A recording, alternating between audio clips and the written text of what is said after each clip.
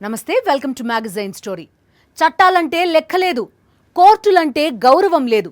అసలు మాటకొస్తే చట్టాలకు కోర్టులకు కూడా తాను అతీతుడిని అంటూ దశాబ్దాలుగా విర్రవీగిన మదం అది. అచ్చోసిన అక్షరాలతో దశాబ్దాలుగా పచ్చి అబద్ధాలు, కుతంత్రాల కథనాలు అచ్చువేస్తూ తెలుగు ప్రజల మెదళ్లలో విషం నింపే కుట్రలు చేస్తూ తానేదో మొత్తం తెలుగు జాతినే ఉద్ధరిస్తున్నట్టు ఫోజు కొడుతోన్న మిడిసిపాటు అది. మీడియా ముసుగులో అక్రమాలు, కబ్జాలు, నీచ రాజకీయాలు, ప్రభుత్వాలనే పడగొట్టే కుట్రలు ఒకటా రెండా, ఎన్నెన్నో దుర్మార్గాలు. పత్రికని అడ్డు పెట్టుకుని పేట నుంచి అక్రమాల కోట దాకా ఎదిగిన రామోజీరావు పాపాలు బద్దలవుతున్నాయి. దీనిపైనే ఇవాల్టి మ్యాగజైన్ స్టోరీ.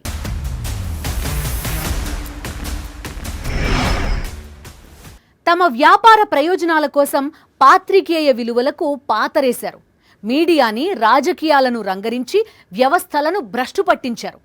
ఓ పార్టీకి తాను వ్యతిరేకమని, మరొక పార్టీకి కొమ్ము కాస్తామని నిస్సిగ్గుగా చెప్పుకున్నారు. తమ అవినీతి అక్రమాలకు పత్రికనే రక్షణ కవచంగా అడ్డుపెట్టుకున్నారు. Break the law lawfully. దశాబ్దాలుగా రామోజీ చెలరేగిపోయింది ఇలానే. చట్టాన్ని, నిబంధనలను ఉల్లంఘించలేదని ఇన్నాళ్లు బొంకుతూ వచ్చిన రామోజీకి ఇప్పుడు ఆర్బీఐ మొట్టికాయ వేసింది.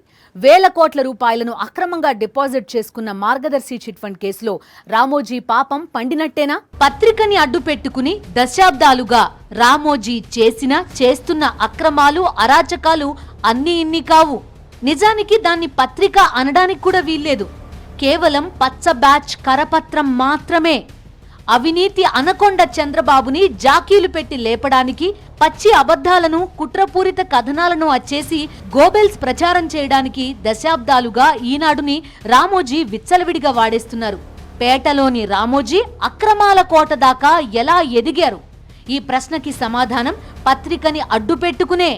మార్గదర్శి మకిలి వెనక రామోజీకి ఉన్న ధైర్యం ఏంటి? పత్రికే.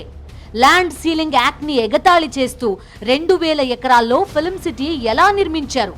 దాని పక్కనే ఉన్న బడుగుల భూములను ఎలా కబ్జా చేయగలిగారు? దీనికి సమాధానం పత్రిక ఉందన్న అహంకారంతోనే. క్లుప్తంగా చెప్పాలంటే మీడియా ముసుగులో అందరికీ నీతులు చెబుతూ చట్టాలకు తాను అతీతుణ్ణి అన్నట్టుగా వ్యవహరించడం దశాబ్దాల తరబడి రామోజీరావుకి అలవాటైపోయింది. ఆయన అక్రమాలన్నీ వెలుగులోకి వచ్చేశాయి.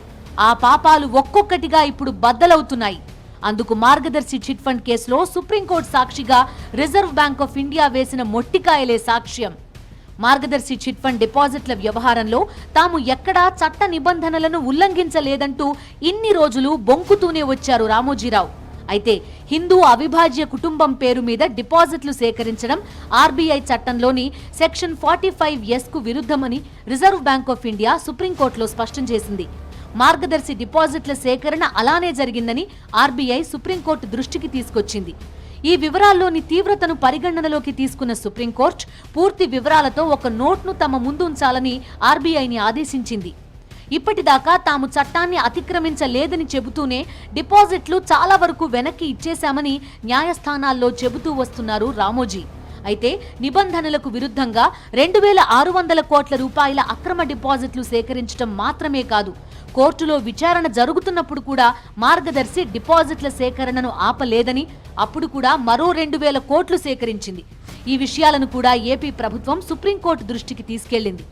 Reserve Bank of India 45S క్లియర్గా ఏం చెప్తుంది, వ్యక్తులు కానీ, వ్యక్తుల సమూహాలు కానీ, తర్వాత ఈ హెచ్యుఎఫ్లు కానీ, ఇలాంటి వాళ్ళు అంటే ఎన్బిఎఫ్సి కాని వాళ్ళు ఎవరు కూడాను డిపాజిట్ సేకరించకూడదు క్లియర్గా చెప్తుంది. అందులో ఉన్నటువంటి ఎక్సెప్షన్స్ కానీ ఇవన్నీ కూడా ఏమంటే, నువ్వు ముఖ్యంగా మార్గదర్శి ఫైనాన్షియల్స్ లాంటి సంస్థలు మీరు డిపాజిట్లు చేయడం తప్పు అని చెప్తుంది. మీరు చూసారంటే యాక్చువల్గా గతంలో ఉండవల్లి అరుణ్ కుమార్ గారు ఆయన యాక్చువల్గా మీడియా కూడా చూపించారు. ఇప్పుడు వాళ్ళ అమ్మగారి పేరు మీద ఆయన ఫిక్స్డ్ డిపాజిట్ తీసుకుంటే ఆ ఫిక్స్డ్ డిపాజిట్ ఇష్యూ చేసింది రామోజీరావు యాజ్ ఏ హెచ్యుఎఫ్ కర్త చేశాడు, సిగ్నేచర్ ఇచ్చాడు. అంటే ఆయన హెచ్యుఎఫ్ఏ కదా. తర్వాత ఆ చెక్ ఏదైతే ఇష్యూ చేస్తారో ఆ చెక్ ఏమో ప్రొపరేటర్ అని ఇస్తాడు. ఇప్పుడు మీరు హెచ్యుఎఫ్ ప్రొపరేటర్ అంటే ఫర్మ్ అని కదా. ఫర్మ్ అంటే ఫర్మ్కు డిఫరెంట్ లాస్ అప్లికబుల్ అవుతాయి, హెచ్యుఎఫ్కి డిఫరెంట్ లాస్ అప్లికబుల్ అవుతాయి. ఏమి సో నేను హెచ్యుఎఫ్ అని ఒక చోట చెప్తాడు, మాది ఫర్మ్ అని ఒక చోట. అంతెందుకండి, రీసెంట్ కేసులు తీసుకోండి. ఇప్పుడు ఆంధ్రప్రదేశ్ ప్రభుత్వం ఏదైతే ఈ మార్గదర్శి చిట్ ఫండ్స్ వాళ్ళు సేకరిస్తున్న డిపాజిట్లు తప్పని చెప్పేసి ఎప్పుడైతే కోర్టుకు వచ్చారో అప్పుడు ఇదే మార్గదర్శి చిట్ ఫండ్ సంస్థ కింది కోర్టు నుంచి పై కోర్టు వరకు ఏం ఆర్గ్యూ చేస్తుంది, మాకు చిట్ ఫండ్ యాక్ట్ యొక్క నిబంధనలు మాకు వర్తించవు, మేము కంపెనీల యాక్ట్ కింద పనిచేస్తున్నాము, కంపెనీస్ యాక్ట్ అంటారు. మరి ఏం చేస్తున్నారు, క్లారిటీ ఉండాలి కదా. ఆర్బీఐ చట్ట నిబంధనలను వెక్కిరిస్తూ ఇష్టారాజ్యంగా 2,600 కోట్ల రూపాయలను డిపాజిట్ల రూపంలో సేకరించడమే కాదు, గత 16 ఏళ్లుగా నాకే పాపం తెలియదు అని నటిస్తూ వస్తున్నారు రామోజీ. ఇంత జరిగిన తర్వాత కూడా కోర్టులో కేసు నడుస్తున్న వేళ కూడా తిరిగి మరో 2,000 కోట్ల రూపాయలను డిపాజిట్ల రూపంలో సేకరించారంటే రామోజీకి చట్టాలంటే, న్యాయస్థానాలంటే ఎంత చిన్న చూపో అర్థం చేసుకోవచ్చని న్యాయ నిపుణులు విశ్లేషిస్తున్నారు. 1,000 కోట్ల రూపాయల అక్రమ డిపాజిట్లపై 2008లో సిఐడి అధికృత అధికారి టి కృష్ణరాజు నాంపల్లి మొదటి అదనపు చీఫ్ మెట్రోపాలిటన్ మ్యాజిస్ట్రేట్ కోర్టులో క్రిమినల్ ఫిర్యాదు దాఖలు చేశారు. దీనిని కొట్టేస్తూ ఉమ్మడి హైకోర్టు విభజనకు ఒక్కరోజు ముందు అంటే 2018 డిసెంబర్ 31న అప్పటి న్యాయమూర్తి జస్టిస్ తేలప్రోలు తీర్పునిచ్చారు. ఈ తీర్పుని సవాల్ చేస్తూ మార్గదర్శి అక్రమాలను వెలుగులోకి తెచ్చిన మాజీ ఎంపీ ఉండవల్లి అరుణ్ కుమార్ 2019లో సుప్రీంకోర్టులో స్పెషల్ లీవ్ పిటిషన్ దాఖలు చేశారు. 2020లో ఇదే వ్యవహారంలో మార్గదర్శి ఫైనాన్షియర్స్ కూడా సుప్రీంకోర్టులో పిటిషన్ దాఖలు చేసింది. ఉమ్మడి హైకోర్టు తీర్పును సవాల్ చేస్తూ 2022లో ఆంధ్రప్రదేశ్ ప్రభుత్వం కూడా పిటిషన్ దాఖలు చేసింది. ఈ వ్యాజ్యాలన్నింటిపై ఇప్పుడు సుప్రీంకోర్టులో విచారణ సాగుతోంది. ఈ మొత్తం ఎపిసోడ్లో తొలిసారి ఆర్బీఐ కోర్టు ముందుకొచ్చింది. ఆర్బీఐ చట్టం సెక్షన్ 45(s) ప్రకారం డిపాజిట్ల సేకరణ చట్ట విరుద్ధమని స్పష్టం చేసింది. మార్గదర్శి అక్రమ డిపాజిట్ల కేసులో రామోజీకి 10 ఏళ్ల జైలు శిక్ష తప్పదని న్యాయ నిపుణులు విశ్లేషిస్తున్నారు. ఇది ఒక ఆర్థిక ఉగ్రవాదం. ఇది ఆర్థిక ఉగ్రవాదులు కూడాను ఇంత బరితెగించి చేస్తారైతే మనం అనుకోలేము. బేసిక్గా ఈ ఫైనాన్షియల్ టెర్రరిజంలో ఈ రకాలైనటువంటి వ్యవహారాలన్నీ కూడా మనం చూస్తున్నాము. ఈ కోర్టుల పరిధిలో ఉన్నాయి. సరే, వాళ్ళు ఏ విధమైన శిక్షలు వేస్తారని పక్కన పెడితే బేసిక్గా నీవు చట్టాన్ని అతిక్రమించి వ్యాపారాలు చేస్తున్నారన్నది స్పష్టంగా జరుగుతున్నటువంటి వ్యవహారం. సో చట్టబద్ధత లేకుండా మీరు చేస్తున్నారంటే దానికి ఇప్పుడు మన ఇండియన్ లాస్ ఏ విధంగా అయితే చెబుతాయో, సో ఇందులో 2 యాంగిల్స్ చూడాలి. ఇప్పుడు సివిల్ యాంగిల్ చూడాలి, తర్వాత క్రిమినల్ యాంగిల్ కూడా చూడాలి. సో మీరు క్రిమినల్ యాంగిల్ చూసినట్లయితే మినిమం 10 years అయితే ఖచ్చితంగా పడుతుందండి.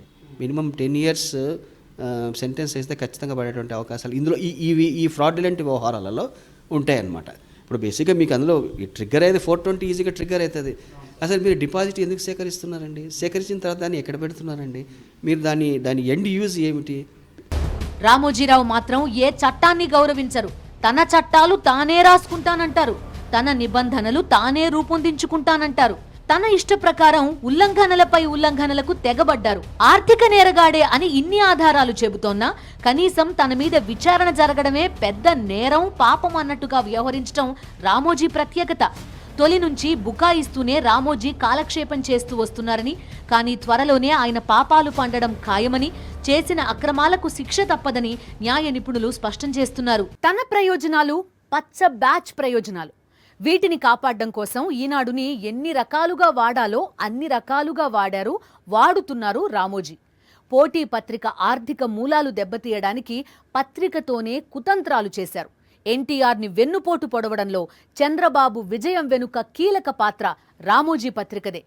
తమ అక్రమాలను ప్రశ్నించిన వారిపై అచ్చోసిన అక్షరాలతో దాడి చేసే రామోజీ ఈనాడు నిర్వహణని అసిధారా వ్రతంతో పోల్చుతూ ఉంటారు. వాస్తవానికి పత్రికా స్వేచ్ఛ ముసుగులోనే ఆయన తన అక్రమాలన్నీ సాగిస్తున్నారు.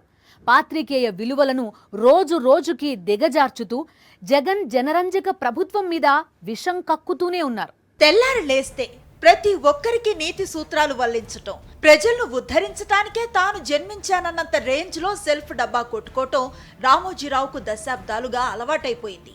ఆ నీతి సూత్రాల మాటున అక్రమాలకు, అవినీతికి పాల్పడటం, పాత్రికేయ విలువల మాటున తన అన్యాయాలను ప్రశ్నించిన వారిపై విషం కక్కటం, దశాబ్దాలుగా రామోజీరావు వెలగబడుతోంది ఇదే. ఈనాడు అడ్డు పెట్టుకుని రామోజీ చేస్తున్న అక్రమాలు అన్నీ ఇన్ని కావు. సినీ దర్శకుడు దాసరి నారాయణరావు 1984లో ఉదయం దినపత్రికను ప్రారంభించారు. రోజు రోజుకి ఉదయం సర్క్యులేషన్ పెరుగుతూ వచ్చింది. అదే సమయంలో ఈనాడు సర్క్యులేషన్ తగ్గటం మొదలైంది. ఉదయం సర్క్యులేషన్ రామోజీకి వణుకు పుట్టించిందని సీనియర్ జర్నలిస్టులు చెప్తూ ఉంటారు. కాలక్రమంలో ఉదయం పత్రిక దాసరి నారాయణరావు చేతుల నుంచి మాగుంట సుబ్బిరామిరెడ్డి చేతుల్లోకి మారింది. ఉదయం పత్రికను వార్తల పరంగా కొట్టలేమని తేల్చుకున్న రామోజీరావు ఉదయం పత్రికకు ఉండే ఆర్థిక మూలాలపై దృష్టి సారించారు. ఉదయం యాజమాన్యానికి మద్యం వ్యాపారాలు కూడా ఉన్నాయి. ఆ ఆదాయ మార్గాన్నే దెబ్బతీయాలనుకున్న రామోజీరావు సంపూర్ణ మద్య నిషేధ ఉద్యమాన్ని సృష్టించారు. దానికి ఈనాడు పత్రిక మద్దతుగా ఉంటుందని చెప్పి హడావుడి చేశారు.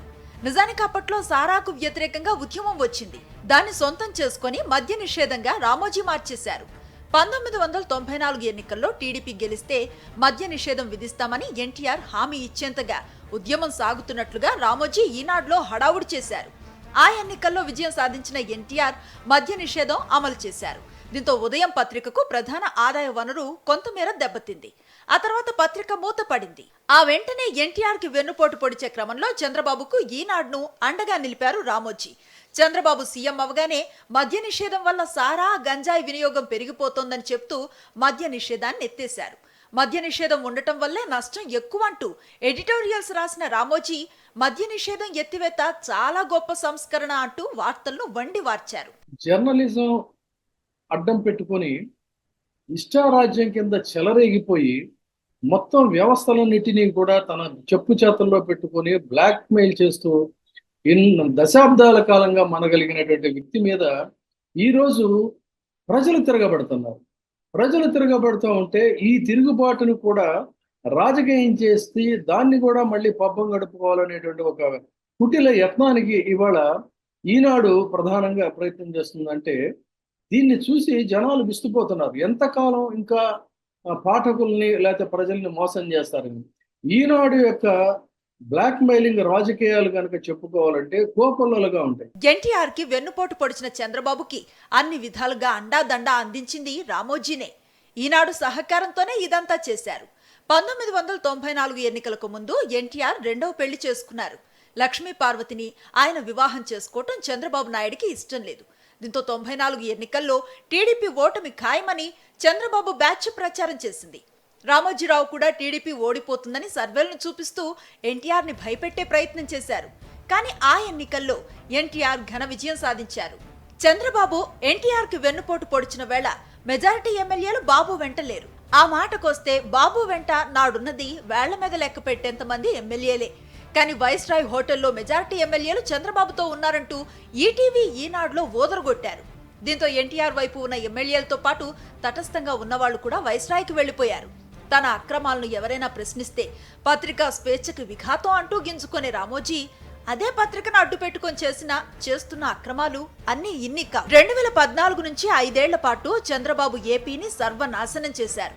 రకరకాల స్కామ్లతో లక్షల కోట్ల రూపాయలను దిగమింగారు.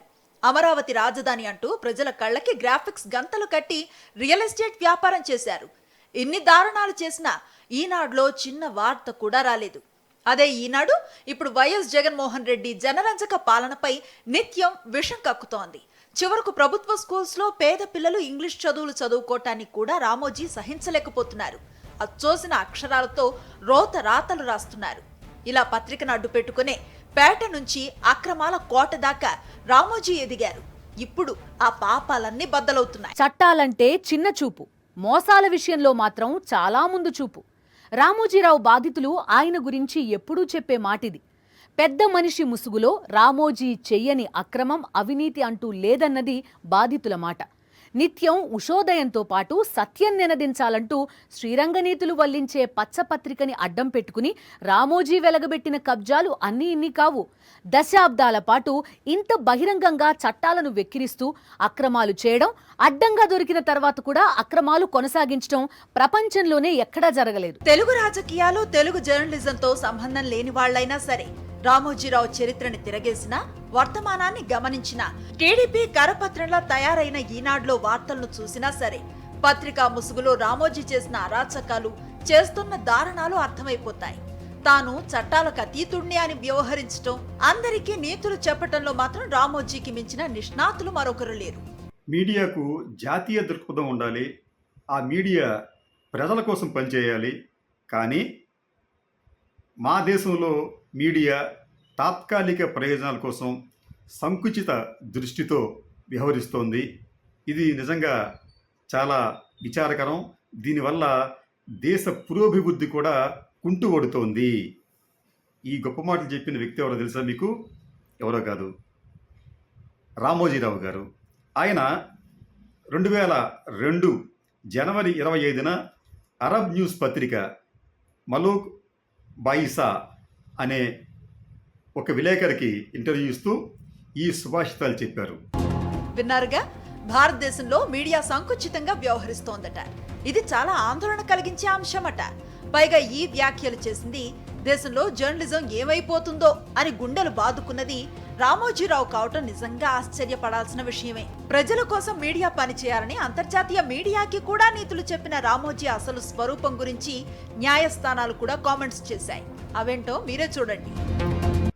జస్టిస్ రమేష్ అనే ఒక జడ్జి గారు ఉండవల్లి రామోజీరావు కేసులో కోర్టులో ఒక వ్యాఖ్యానం చేస్తూ, రామోజీరావు గారు నిరంతరం 2 టోపీలు పెట్టుకుని ఉంటారు.